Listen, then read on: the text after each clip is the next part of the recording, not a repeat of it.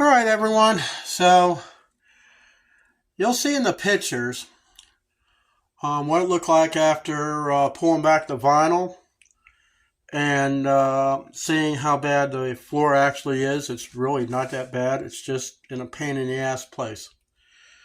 But enjoy the pictures, and at the end of the picture, we'll end the video.